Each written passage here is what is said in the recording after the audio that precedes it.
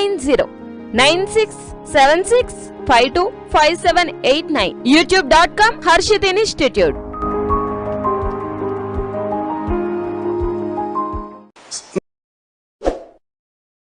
Now we are going to explain, we have to discuss about one more topic in AP history, that is the Ikshvakus.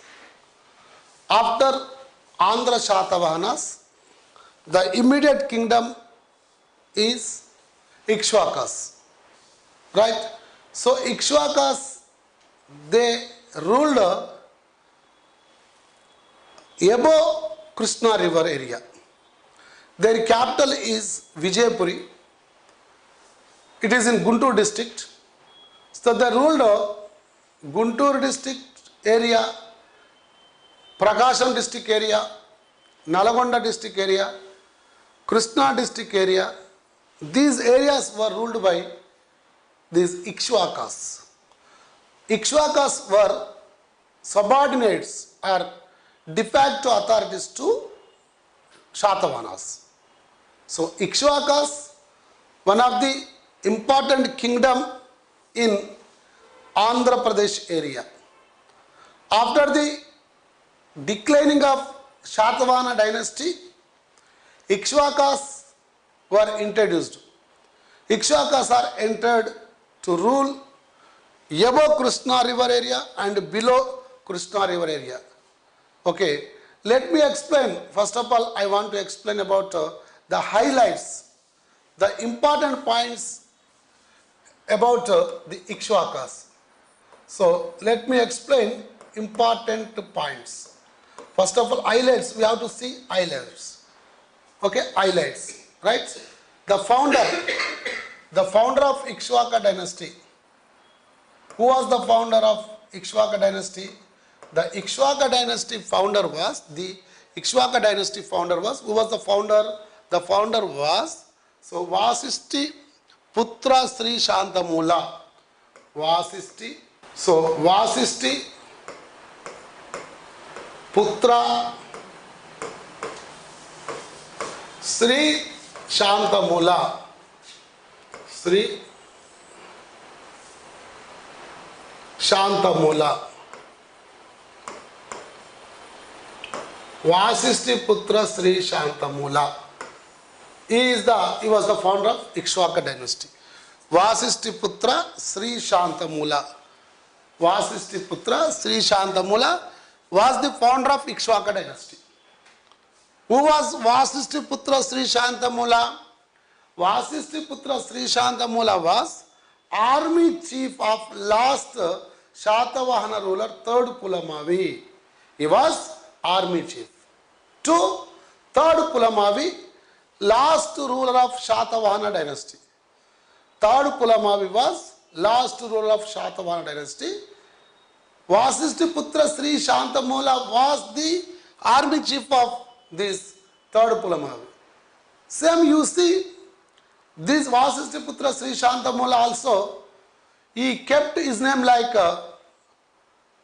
Shatavahana rulers. Shatavahana rulers, they added their mother name to their names. Even the here also, Vasishti Putra Sri Shantamula. He followed Shatavahana tradition. Right. So, important ruler.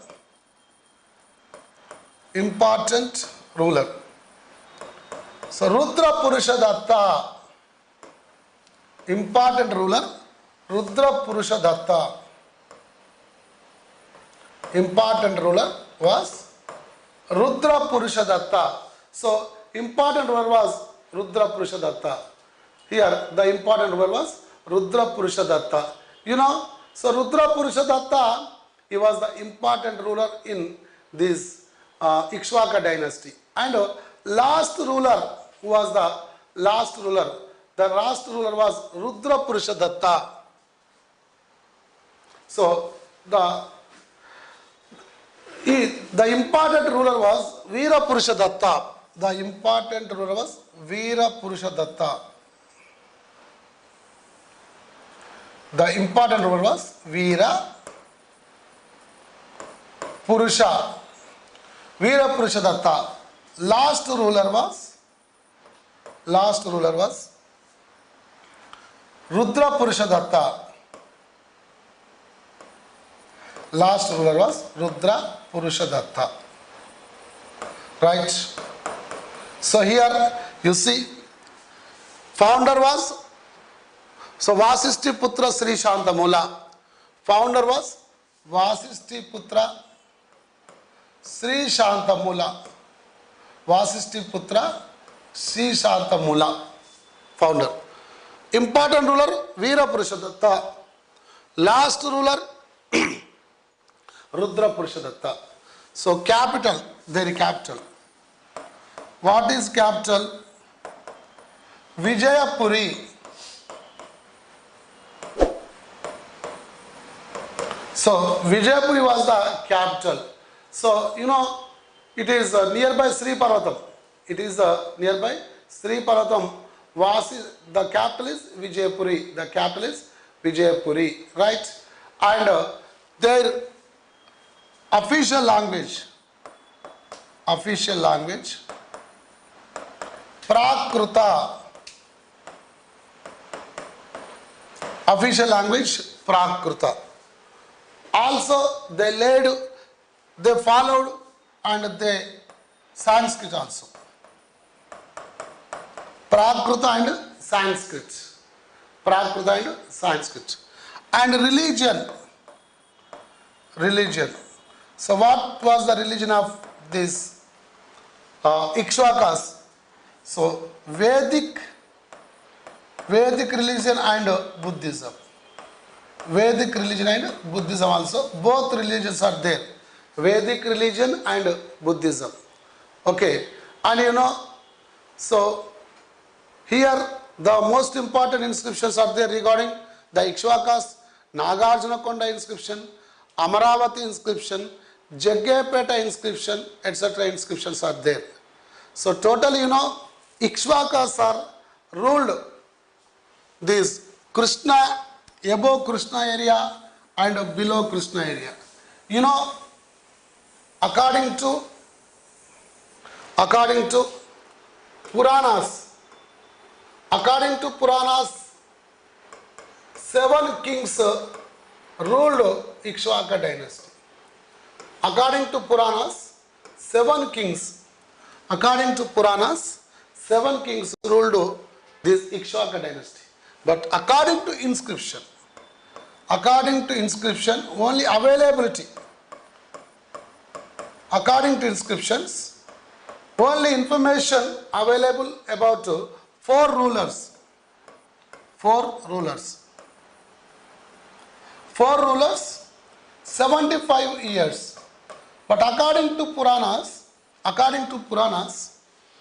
7 kings, 100 years. Ikshvaka dynasty was ruled by 7 kings and 100 years, according to Puranas. In fact, there was no source regarding 7 kings and 100 years. But just we have the source about 4 rulers and 75 years. 4 rulers and 75 years, according to inscriptions. So this is the source. It is a fact. Who are the 4 rulers? The 4 rulers, first one is Vasishti Putra Sri Shantamula.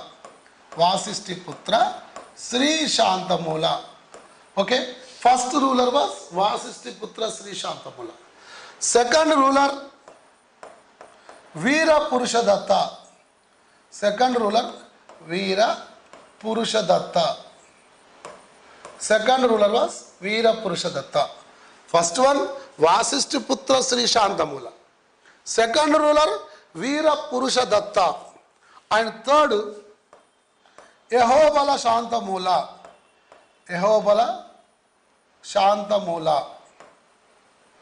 So Ehobala Shantamula. And fourth one, Rudra Purushadatta. Fourth one, Rudra Purushadatta. So these are the 4 rulers according to inscriptions. Ikshvaka dynasty was ruled by 4 rulers according to inscriptions. First one, who is that? Vasishtiputra Sri Shantamula. Second one, Veera Purusha Datta. Third, Yehobala Shantamula. And fourth, Rudra Purusha Datta. Fourth, Rudra Purusha Datta. Right? You know, these Ikshvakas says that, Ikshvakas are saying that they are the successors of Sri Rama. So why? Because these Ikshvaka rulers were saying that they are the successors of Sri Rama. Why? Because Sri Rama also belongs to Ikshvaka clan. Sri Rama, Lord Sri Rama, that means Ayodhya ruler. He belongs to Ikshvaka clan. As well as these Ikshvakas also saying that we belong to Sri Rama clan. According to Puranas, Ikshvakas have the name Sri Parvatiyas.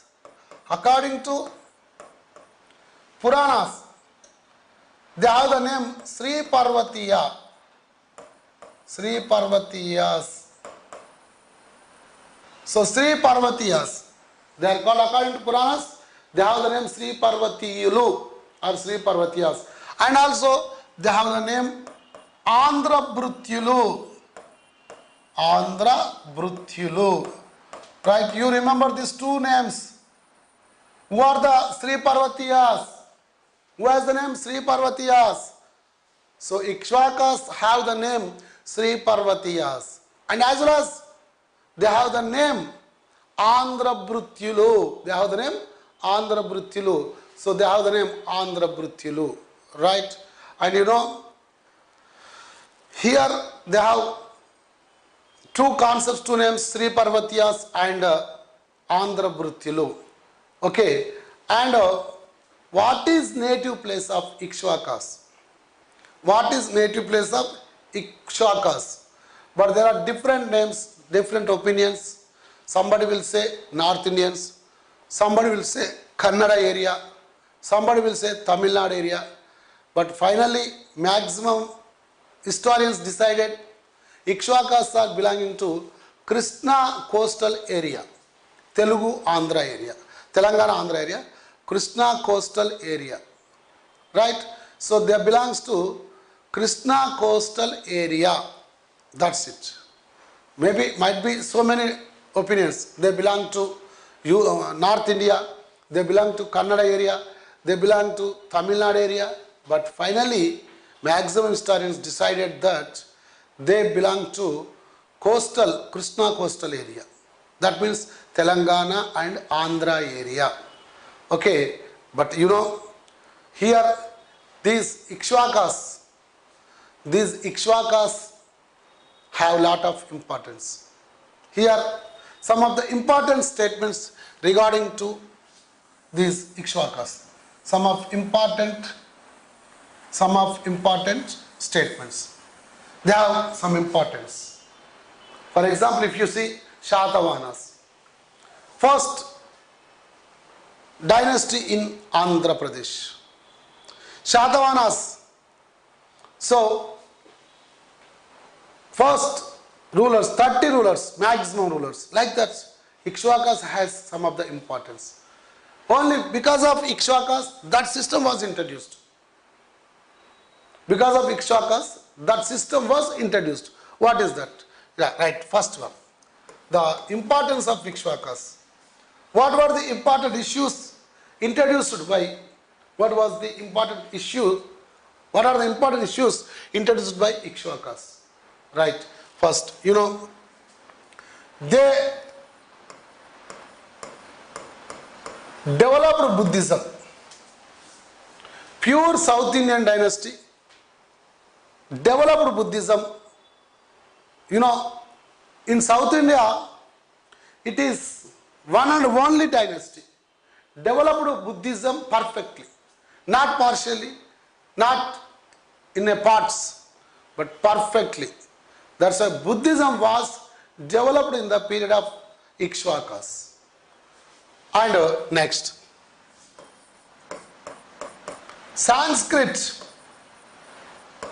Sanskrit became official language.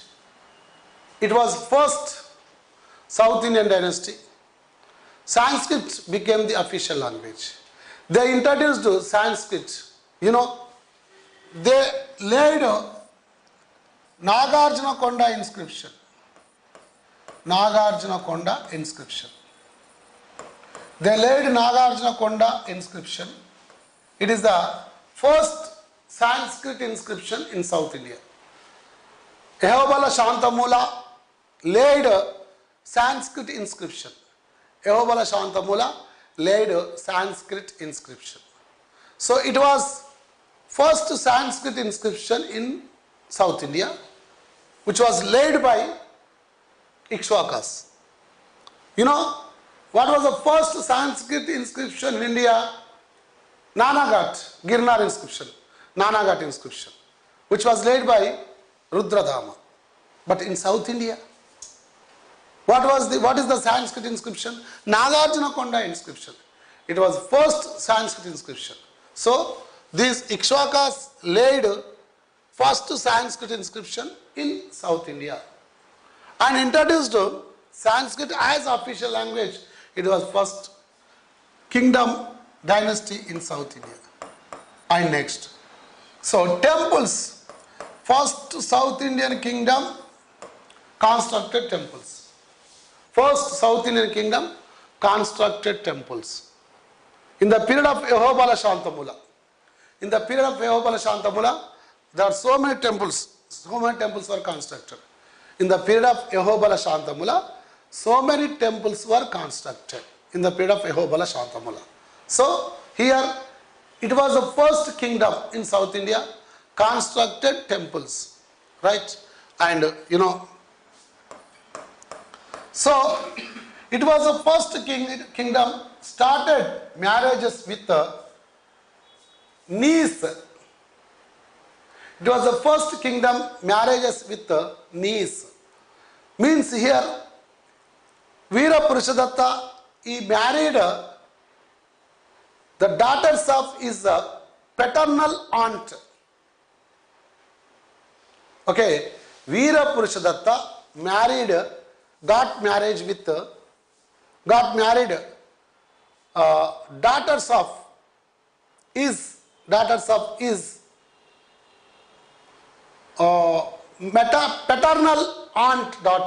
paternal aunt daughters. It was first tradition introduced in the period of Ikshvakus. The marriage with daughters of paternal aunt. So the marriage between paternal aunt daughters and maternal uncle son. Right? So this is the important concepts regarding Ikshvakus. Important concepts regarding Ikshvakus. Right? What is that? Buddhism was developed in the period of Ikshvakus. Sanskrit became official language in the period of Ikshvakus. And Nagarjuna Konda inscription was first Sanskrit inscription in South India. Construction of the temples. First kingdom constructed temples in South India. First kingdom started the marriages with daughters of paternal aunt. So these are the important concepts regarding Ikshvakus. Now we have to discuss about political history of Ikshvakus. We have to discuss about political history. What is political history? What is political history of Ikshvaka rulers? Right. The first ruler in the Ikshvaka dynasty, the first ruler was the Vasisti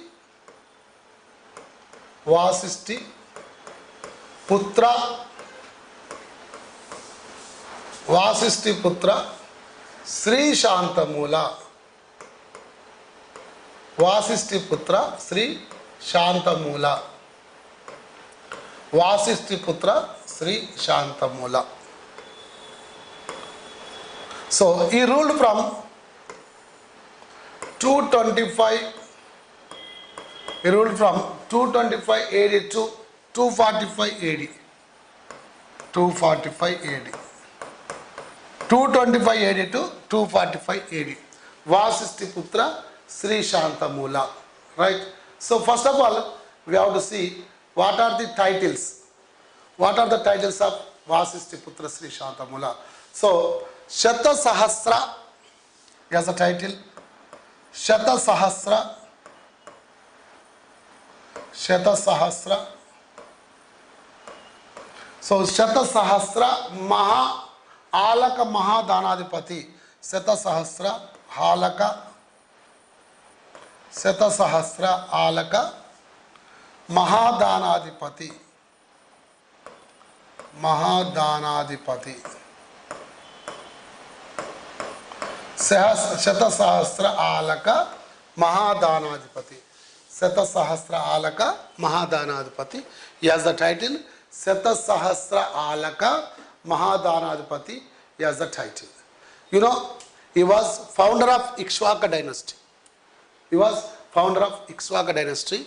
He was army chief. He was army chief of third Pulamavi, the last ruler of Shatavahanas. He was last ruler of Shatavahanas, third Pulamavi. He was army chief of third Pulamavi. He defeated Vasishtiputra Sri Shantamula, defeated third Pulamavi, and third Pulamavi escaped to Ballari. He left kingdom and escaped to Ballari, Karnataka. Then Shantamula started the ruling, but officially he became the ruler of this Ikshvakus dynasty from 225 AD. From 225 AD. You know, he has a title Shata Sahasra Alaka Mahadanadipati. Shata Sahasra, 100 thousands, that means 1 lakh. 1 lakh.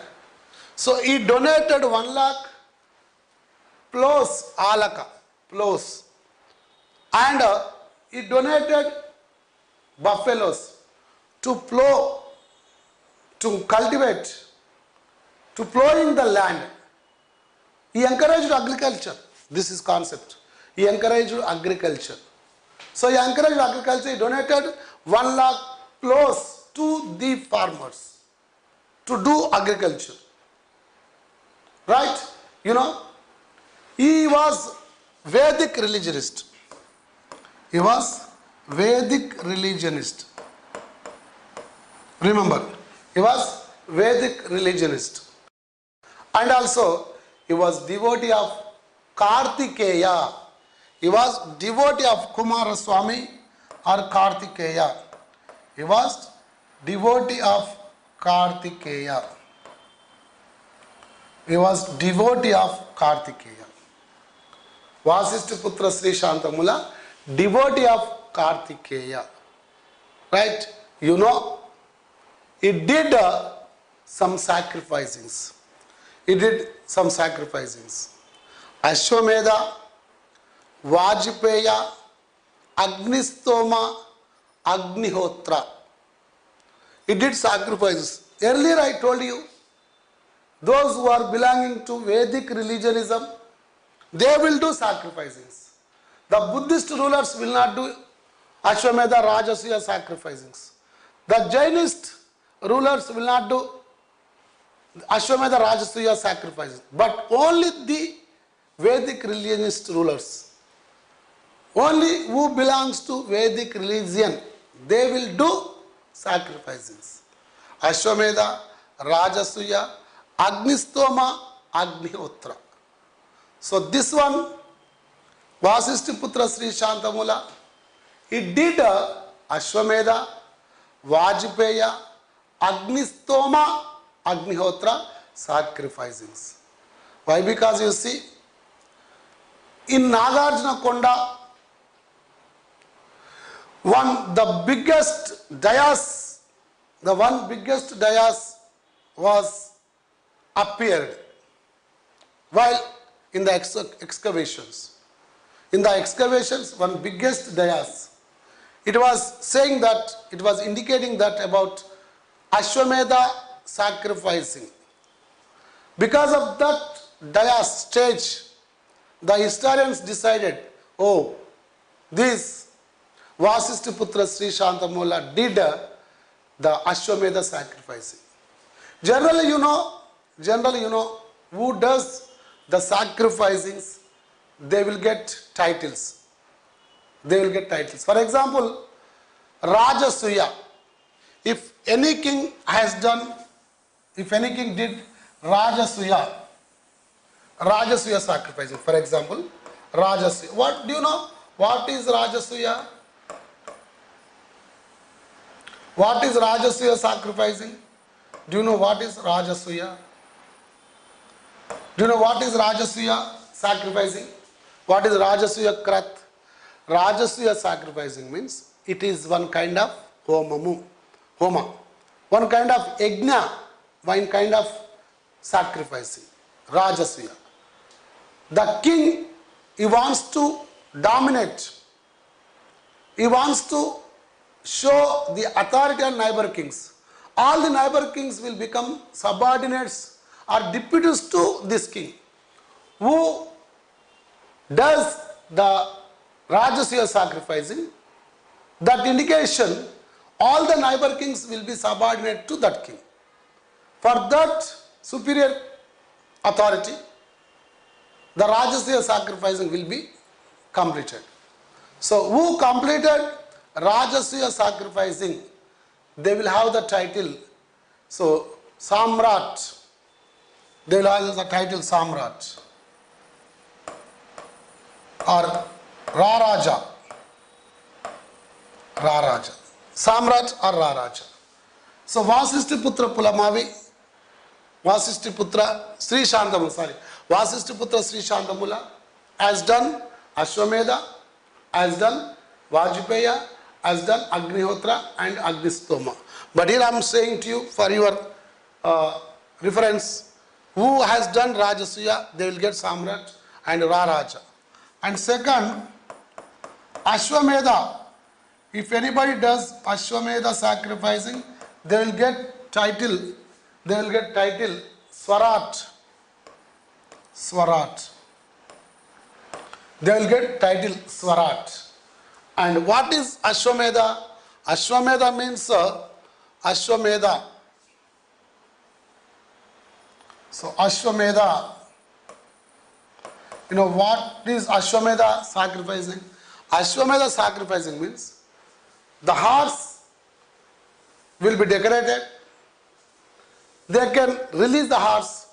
How the horse is roaming, the total area will comes under the control of that king. That is Ashwamedha. Ashwamedha sacrificing will be done only for the extension of the kingdom. Ashwamedha sacrificing will be done to extend, to spread the boundaries of the kingdom. That is Ashwamedha. They will release, they will send one horse, how it is roaming, how it is running. That area, total area covers by or under the authority of that king. That is called, so that is Ashwamedha. And Vajpaya. Who have completed Ashwamedha, they will get title Swarat. And next to Vajpaya. Vajpaya. Next sacrificing Vajpaya. What is Vajpaya? Vajpaya means it is one kind of sacrificing to show the obedience of the people.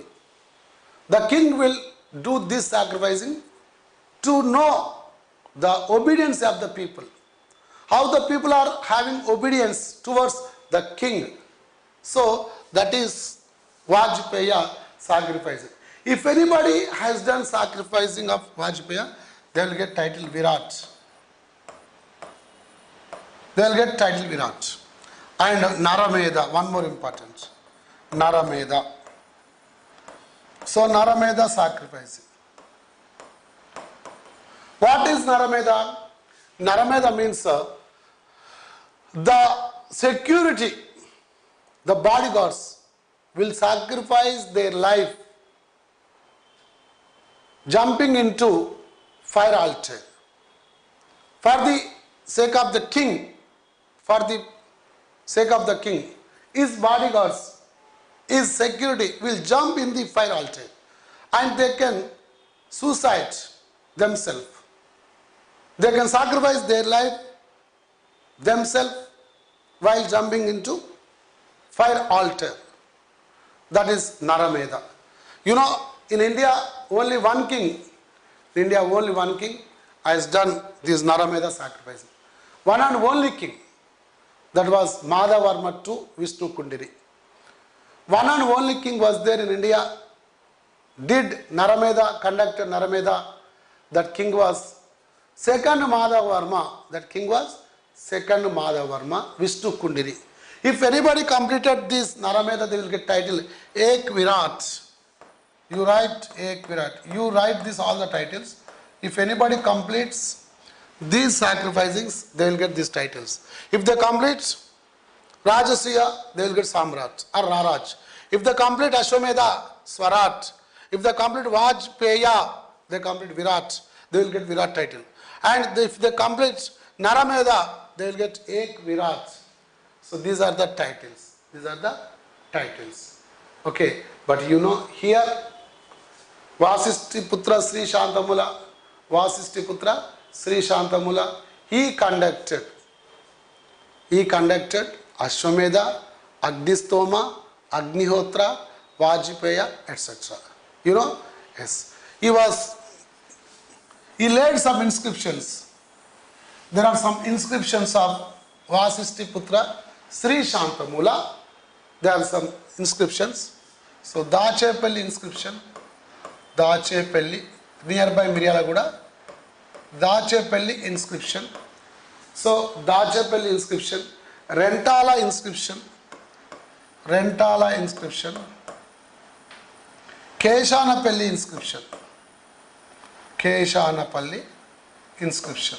There are three inscriptions laid by Vasishti Putra Sri Shantamula. Vasishti Putra Sri Shantamula. He laid two inscriptions, three, Rentala, Dachepalli and Keshanapalli inscriptions. You know, he is Vedic religionist. He is a devotee of Kartikeya. He donated 1 lakh plows to the people to cultivate the land for the development of agriculture. Right? He has two sisters. That is Shantrisri, Arimasri. He has two sisters. Shantisri. Vasishti Putra Sri Shantamula has two sisters. Shantisri and Arimasri. Shantisri and Arimasri. He has two sisters. Right? He has two sisters. And you know, Shantisri and Arimasri. Okay? Shantisri and Arimasri, both are the sisters to Vasishti Putra Sri Shantamula. And is a son, Veera Purusha Datta. He has a son, Vasishti Sri Shantamula has the son, Veera Purusha Datta. He was strongest ruler among all Ikshvaka rulers. Veera Purusha Datta. He was son of Vasishti Putra Sri Shantamula. And he has daughter Adavi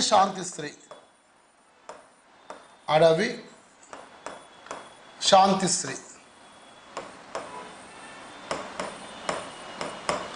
Also called Chantasiri, Adavi Chantasiri. Prakruta language. Adavi Chantasiri. Right? He has one daughter, one son. Son was Veera Purusha Datta. Daughter was Adavi Shantisri. So her marriage with Vishakha, who was the richest person regarding to Skanda clan. So Adavi Shantisri marriage with Skanda Vishakha, he was one of the richest person in those days. Right? So you know, he constructed Adavi Shantastri constructed Bauddha Arama in Nagarjuna Konda. So Adavi Shantastri, who was daughter of Adavi Shantastri, who was daughter of what is that? Vasishtiputra Sri Shantamula. She constructed Vihara for Bauddha monks. Okay, after Vasishtiputra Sri Shantamula, his son Veera Purushadatta became the ruler. After Vasishtiputra Sri Shantamula, his son Veera Purushadatta. So Veera Purushadatta became the ruler of Ikshvaku dynasty.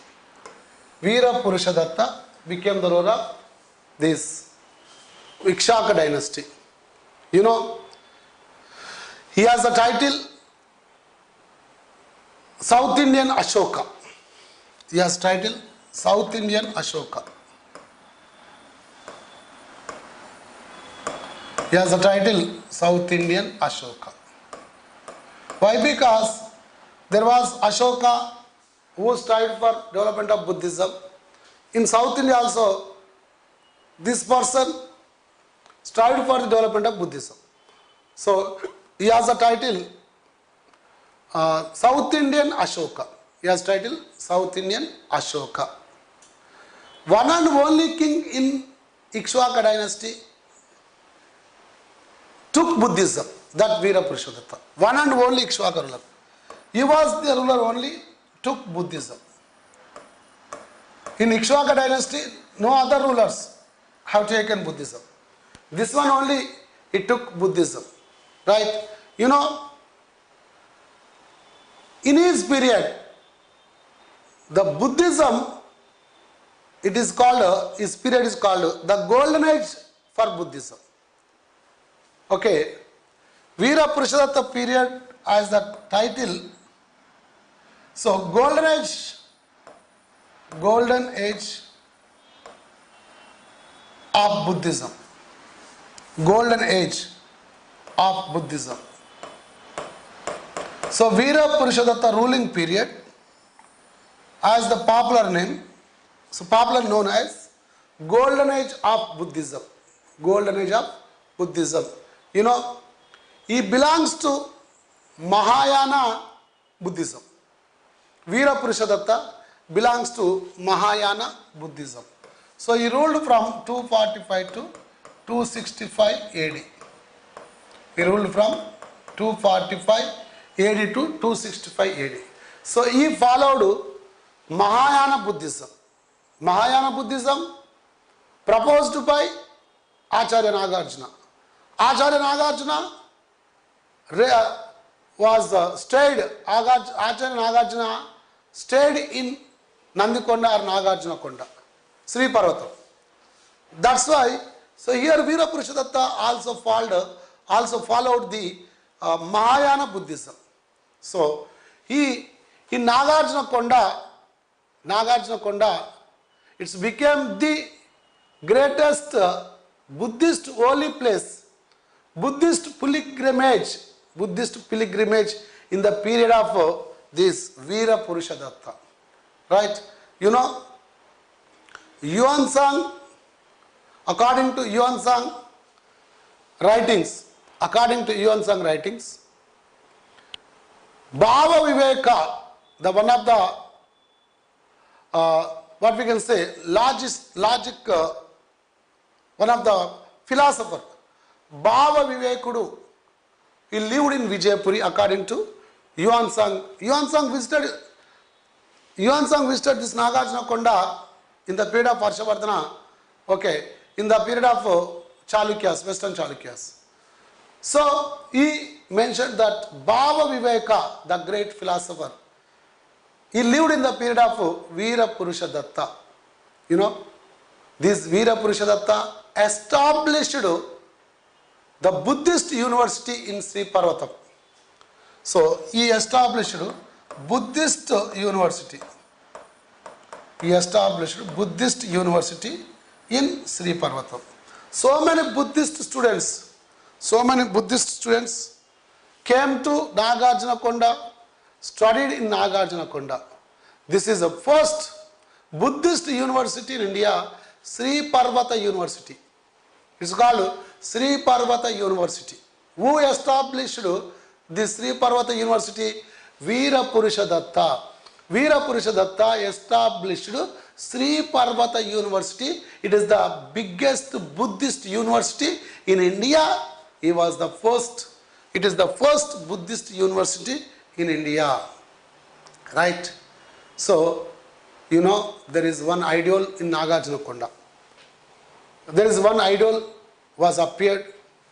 One idol has appeared in Nagarjunakonda. What kind of idol, you know?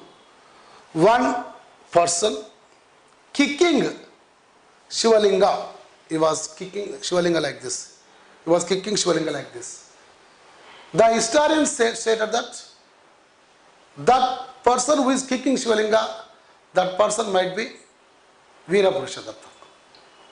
Because Veera Purusha Datta took Buddhism. Veera Purusha Datta took Buddhism. That's why he hated the Buddhism, Vedikism, Vedic religionism. That is why the person who is kicking, that might be Veera Purusha Datta. So he disliked the Vedic religion. He liked so much Buddhism, right? So he married first time in South India also. He married his cousins. Cousins means daughters of his maternal aunt. Maternal aunt means his father's sisters. Adivisri, Chantasri. Adivisri and one more, Chantasri. So, those both are paternal aunts to Veera Purusha Datta. He married their daughters. Okay? This is the tradition has started from the Ikshvakus period. What was the tradition? The marriage with daughters of maternal aunts. The marriage with the daughters of maternal aunt. Okay, so this is the first time this tradition was started in Ikshvakus dynasty. So the marriage with daughters of paternal aunts. Simply we can say Menatta Kuturlu. Simply we can say the marriage with Menatta Kuturlu. Menatta daughters. So before Ikshvakus, this tradition was not there. From the Ikshvakus period and Veera Purusha Datta period, this kind of method started. So whatever in Ikshvaka dynasty, Veera Purusha Datta is the strongest. Veera Purusha Datta is an important ruler, and Veera Purusha Datta is a Buddhist ruler. One and only Buddhist ruler in Ikshvaka dynasty. One and only Buddhist ruler in Ikshvaka dynasty. Right? So he laid inscriptions. So Veera Purusha Datta laid some inscriptions. I want to write here, just you copy it. So he laid inscriptions here. What are the inscriptions? One, Alluri Shasanam. Alluri inscription. Alluri inscription. So Alluri inscription. Alluri inscription. And next to Nagarjunakonda inscription. Nagarjunakonda inscription. Alluri inscription, Nagarjunakonda inscription, and second inscription, that was Amaravati inscription. So Amaravati inscription. Amaravati inscription. Alluri inscription, Nagarjunakonda inscription, Amaravati inscription, Uppugunduru inscription. Uppugunduru inscription. Uppugunduru inscription. Alluri inscription, Nagarjunakonda inscription, Amaravati inscription, Uppugunduru inscription, and Jaggayapeta inscription. Jaggayapeta inscription. Jaggayapeta inscription. These are the 5 inscriptions were laid by Veera Purushadatta. You know, in the period of, you remember these inscriptions. These inscriptions are laid by Veera Purushadatta, the important ruler in Ikshvakus. Alluri inscription, Nagarjunakonda inscription, Amaravati inscription, Uppugunduru inscription, Jaggayapeta inscription. You know, in his period, the one of the lady, she strived for the development of Buddhism. Whenever Veera Purushadatta was ruling Ikshvaka dynasty, there was one important lady. So that lady was Upasika Bodhisri. Upasika Bodhisri. Upasika Bodhisri. The one of the important lady, Upasika Bodhisri. Right? Upadika Bodhisri. She strived for the development of Buddhism. Upadika Bodhisri. She was there in the period of Veera Purushadatta. Right? So what was the contribution of this Upadika Bodhisri? She was a niece of Bodhisharma. She was niece of Bodhisharma. Upasika Bodhisri was niece. Upadika Bodhisri was niece of Bodhisharma. Who was Bodhisharma? Bodhisharma was Bandagarika in Amaravati area. He was Bandagarika. Treasurer to Amaravati treasure. Okay. She she strived for the development of Buddhism in this Amaravati area in Ikshvaka dynasty. So, she sent Buddhist monks to Sri Lanka, Kashmir, Tibet areas. She sent so many Buddhist monks to Sri Lanka, Kashmir, Tibet, etc. areas. And also, according to our inscriptions, so many monks were invited by Bodhisri, Upasika Bodhisri from Sri Lanka. Right? And you know, she, Upadika Bodhisri, constructed the Bauddha Vihara Chaitya in Nagarjunakonda, Chula Dhammagiri hill. Chula Dhammagiri. Chula Dhammagiri. So Chula Dhammagiri, it is nearby Nagarjunakonda. On this hill, she constructed Bauddha Vihara and Chaityas. You know, she was the most important lady in the period of Veera Purushadatta, strived for the development of Buddhism. Upasika Bodhisri. She was niece of Bodhisharma, who was the treasurer of Amaravati area. So you must be remember, Veera Purushadatta was important ruler in Ikshvaka dynasty. He has the title South Indian Ashoka. One and only Ikshvaka ruler took Buddhism and strived for the development of Buddhism. Okay, and you see, Buddhism is period has the name the golden age for Buddhism. The golden age of Buddhism or golden age for Buddhism. Veera Purushadatta started the marriage with daughters of paternal aunts. Right? And Veera Purushadatta established a Buddhist university in Sri Parvatam. That is called Sri Parvata University. That is Buddhist university. The Sri Parvata Buddhist University was established by Veera Purusha Datta. Right? After Veera Purusha Datta, his son became the ruler of Ikshvaku dynasty. He has the name Ehubala Shantamula. The third ruler in Ikshvaku dynasty.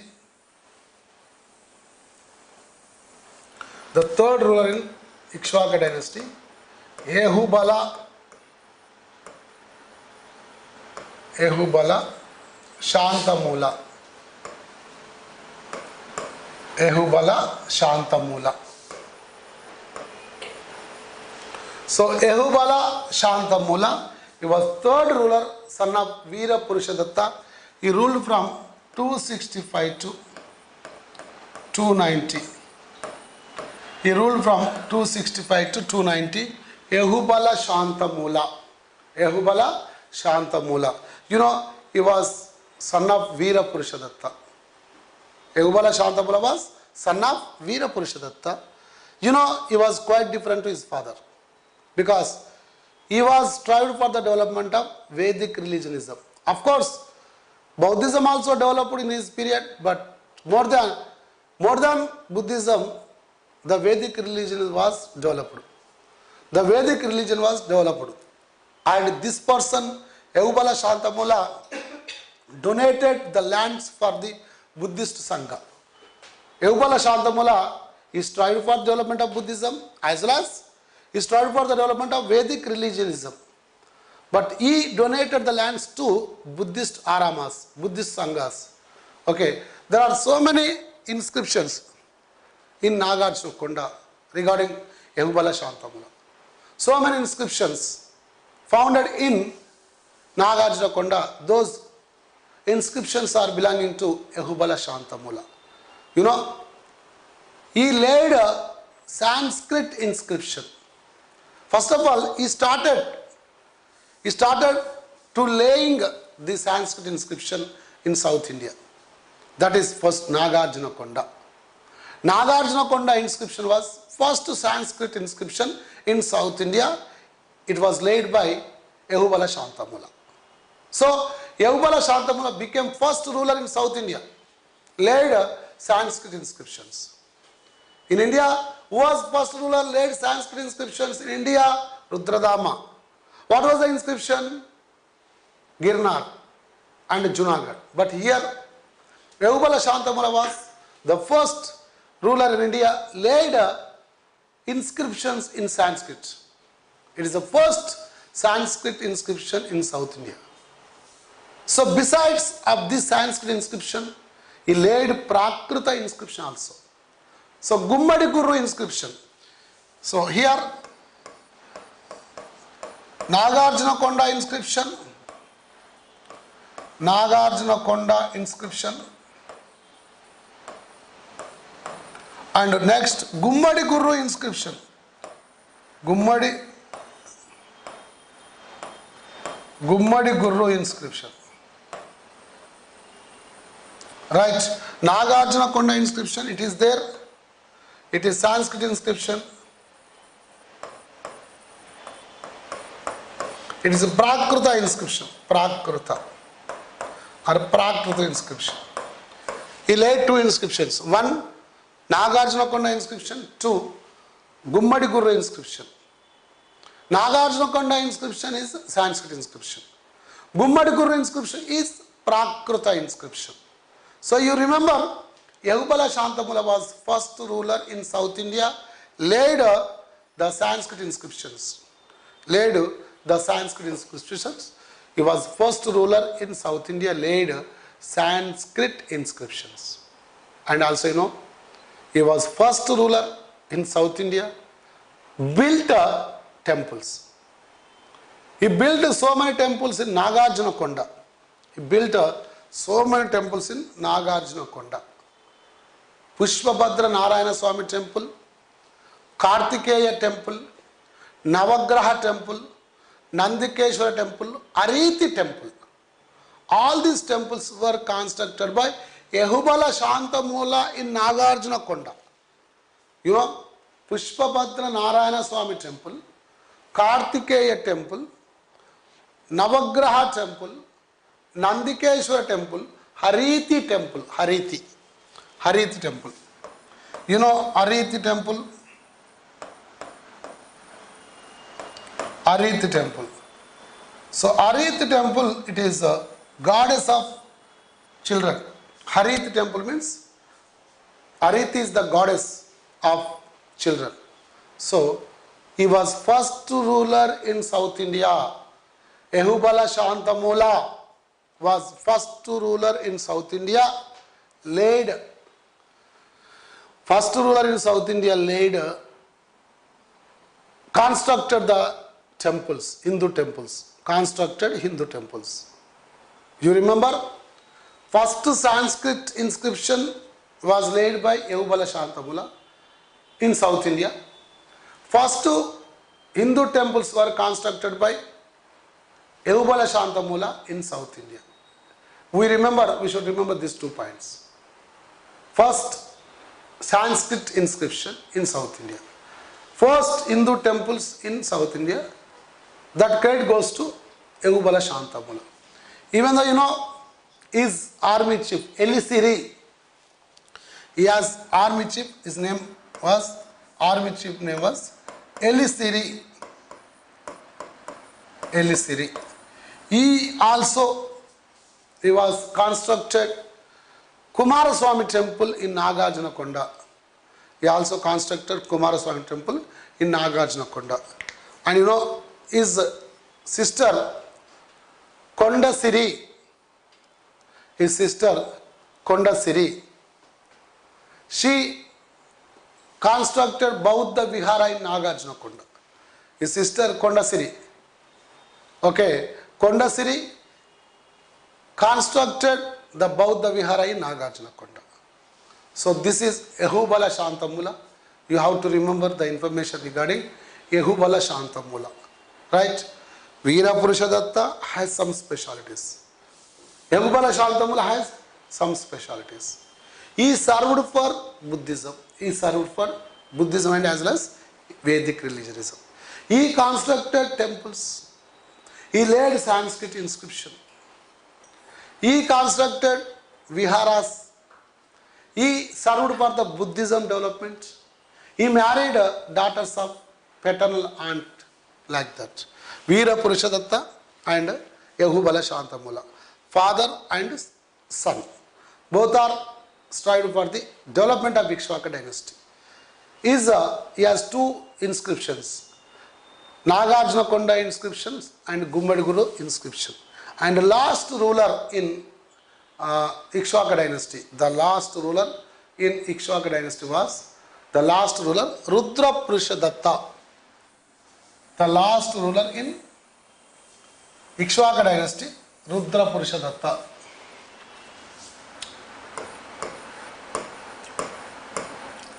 Rudrapurusha Datta.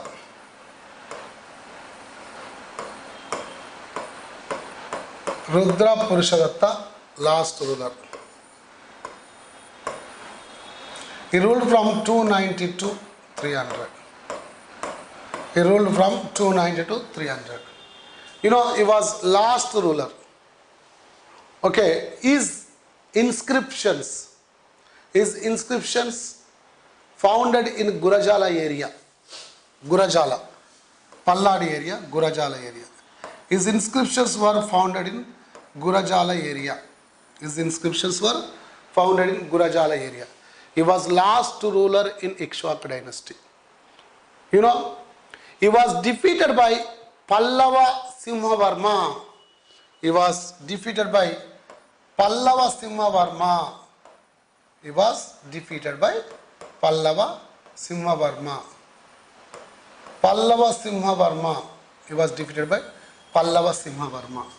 According to Manchikallu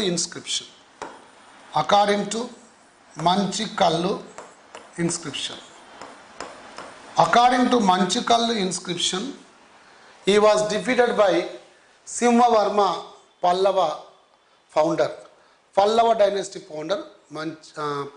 Simhavarma, Pallava dynasty founder was Simhavarma.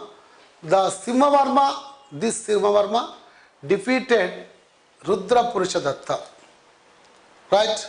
And also, one more inscription is explaining about the declining of Ikshvaka dynasty.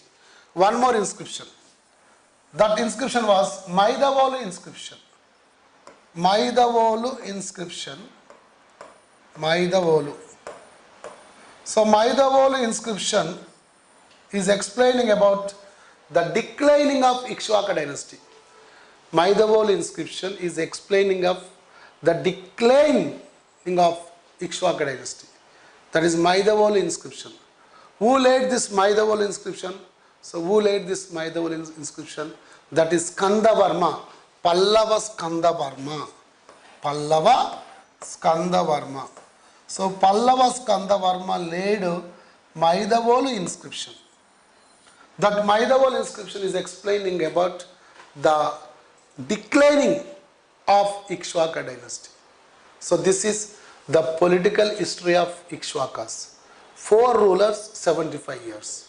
According to inscriptions, 4 rulers, 75 years. Vasishtiputra Sri Shantamula, Veera Purushadatta, Ehobala Shantamula, Rudra Purushadatta. These 4 rulers ruled Ikshvaka dynasty. This Ikshvaka dynasty was started in Vijayapuri. It's a capital. Vijayapur is the capital nearby Sri Parvatam. They ruled Guntur, Prakasham and Krishna, Nalagonda, Mahabubnagar areas. Above and below Krishna river. Right? So, in the period of Ikshvakus, the Hindu temples were constructed. The construction of Hindu temple was started. And marriage with the daughters of paternal aunt also started. Sanskrit inscription, first Sanskrit inscription South India also laid. Buddhist university was established. So many important things are there regarding Ikshvaka dynasty. Right? This is the political history of Ikshvakus.